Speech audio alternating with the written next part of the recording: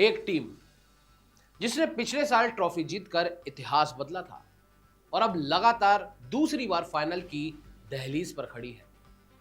तो वहीं दूसरी टीम जो सीजन के बीच तक सिर्फ एक अच्छी टीम लग रही थी, लेकिन अब पूरे टूर्नामेंट की सबसे खतरनाक मशीन बन चुकी है।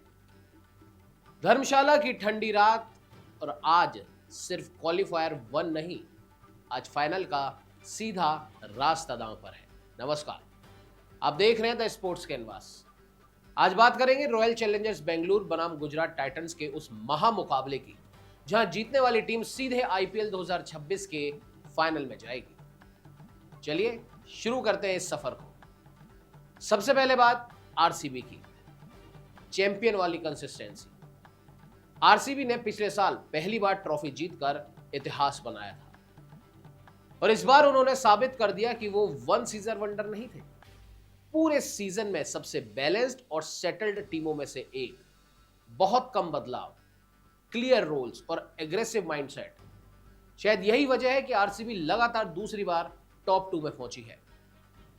एक बार फिर विराट कोहली तारणहार बने, पाटीदार ने कप्तानी संभाली और बॉलिंग अटैक ने बड़े मैचों में गेम को पलट के रख दिया।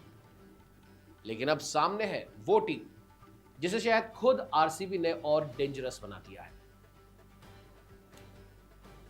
आपको बता दें कि 24 अप्रैल बेंगलुरु, उस दिन गुजरात ने 57 बॉल सेंचुरी तो बनाई, लेकिन आरसीबी ने 206 चेस करके उन्हें साफ मैसेज दे दिया। सिर्फ सेव क्रिकेट खेलकर ट्रॉफी नहीं जीती जाती। और शायद वहीं से गुजरात टाइटंस की किस्मत बदल गई।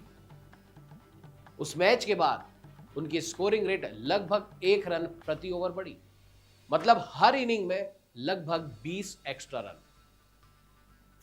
अब वही गुजरात 229 जैसे स्कोर बना रही है और चेस करते वक्त विकेट्स नहीं, बॉल बचाने की सोच रही है। नतीजा, दूसरे हाफ में 7 में से 6 जीत और अब पूरे टूर्नामेंट की सबसे डेंजरस बैटिंग यूनिट बन चुकी है। आपको बता दें कि गुजरात का सबसे बड़ा हथियार है उनकी निडर बल्लेबाजी। गुजरात की बल्लेबाजी अब सिर्फ स्टेबल नहीं है, एक्सप्लोसिव बन चुकी है। शुभमन गिल लगातार कंसिस्टेंसी दे रहे हैं, साई सुदर्शन एलिगेंस और टाइमिंग के मास्टर बने हुए हैं। तो वही जॉस बटलर जब आते हैं तो इसका मतलब तबाही निश्चित है।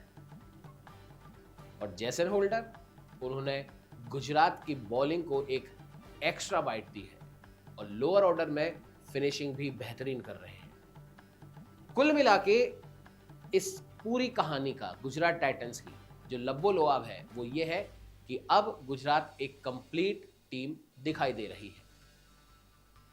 चलिए बात करते हैं आज के स्टेडियम की, धर्मशाला, जहां गेंद उड़ती है। एचपीसीए स्टेडियम की रातें बॉलर्स के लिए नाइटमेयर बन सकती हैं। बाउंड्री छोटी है, पहाड़ी हवा है और ड्यू का भी थोड़ा सा फैक्टर है। यहां पर मिस हिट भी 6 बन जाते हैं। पिछले मैचों में चेजिंग टीम को बड़ा एडवांटेज मिला था और सबसे शॉकिंग बात, इस सीजन यहां एक मैच ऐसा हुआ जहां पूरे मुकाबले में एक भी स्पिनर का इस्तेमाल नहीं हुआ। इसका मतलब है कि पेस बॉलर्स का जो रोल है वो धर्मशाला के इस मैदान पर सबसे बड़ा होगा।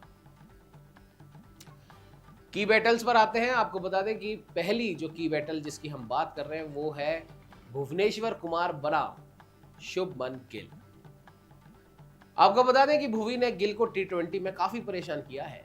उनका एवरेज सिर्फ 16 है और अगर भुवनेश्वर नई गेंद से स्विंग निकाल गए तो फिर गुजरात की शुरुआत हिल सकती है। लेकिन इसके उलट अगर शुभमन गिल सेट हो गए तो फिर बटलर और सुदर्शन खुलकर हमला करेंगे। दूसरा मुकाबला यानी कि दूसरी की battle, Rabada versus Kohli. Rabada ने कोहली को 5 बार आउट किया है। पावर प्ले में यह मुकाबला पूरा मैच तय कर सकता है। अगर कोहली जल्द आउट हो गए तो गुजरात सीधे आरसीबी के मिडिल ऑर्डर पर हमला करेगी, जहां राशिद खान उनका इंतजार कर रहे होंगे। फिल सॉल्ट का सस्पेंस होगा और आरसीबी के जो फैंस हैं उनकी सबसे बड़ी टेंशन ही यही है कि फिल सॉल्ट खेलेंगे या नहीं। सॉल्ट अगर फिट हुए तो आरसीबी की बैटिंग पूरी तरह बदल जाती है। पावर प्ले में एग्रेशन होता है, तेजी से स्टार्ट होता है और कोहली पर प्रेशर थोड़ा सा कम हो जाता है। लेकिन अगर वो अनअवेलेबल रहे तो वेंकटेश अय्यर को एक बार फिर मौका मिल सकता है। चलिए बात कर लेते हैं राशिद खान की। पिछले 2 आईपीएल सीजन मिलाकर राशिद खान के सिर्फ 19 विकेट थे और इस सीजन 19 विकेट अभी तक उनके हो भी चुके हैं, जबकि प्लेऑफ अभी बाकी है। मतलब राशिद फिर से मैच विनर मोड में लौट चुके हैं और अगर उन्होंने मिडिल ओवर्स में कंट्रोल बना लिया तो भैया आरसीबी की रन फ्लो रुक सकती है। तो आरसीबी के लिए जरूरी होगा कि राशिद खान के हर एक्शन पर बराबर नजर रखें।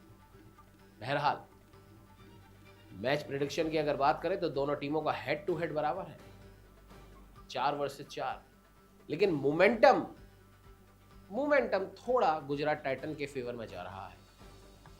और तजुर्बे की अगर बात करें तो तजुर्बा आरसीबी के फेवर में जा रहा है। प्रेशर हैंडलिंग की बात करें तो दोनों ही टीमें शानदार हैं।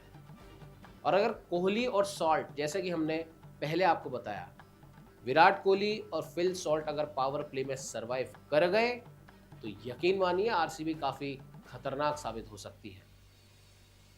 यही बात गिल और बटलर के लिए है। अगर ये दोनों चल गए तो फिर गुजरात को फाइनल टिकट पंच करने से कोई नहीं रोक सकता। द न्यूज कैनवास के प्रेडिक्शन की अगर बात करें तो ये मैच काफी हाई स्कोरिंग होने वाला है, लेकिन करंट मोमेंटम और बॉलिंग बैलेंस की वजह से गुजरात थोड़ी फेवरेट दिखाई दे रही है। देखने वाली बात यह है कि आज के इस मैच में क्या गुजरात टाइटंस अपनी विनिंग ट्रेन की ओर बढ़ते दिखाई देंगे या फिर आरसीबी एक बार फिर पुराना करिश्मा करेगी। एक टीम जो अपने ताज को बचाने उतरेगी, वहीं दूसरी नया साम्राज्य बनाने। धर्मशाला में आज से मैच नहीं होगा, आज खुलेगा फाइनल का दरवाजा। आपके हिसाब से सीधे फाइनल में कौन जाएगा, आरसीबी या फिर गुजरात टाइटंस? आपके बहुमूल्य सुझाव हमारे कमेंट सेक्शन में सदैव स्वागत योग्य हैं। हमें लाइक कीजिए, शेयर कीजिए और सबसे बड़ी बात, हमें सब्सक्राइब करना ना भूलें। नमस्कार।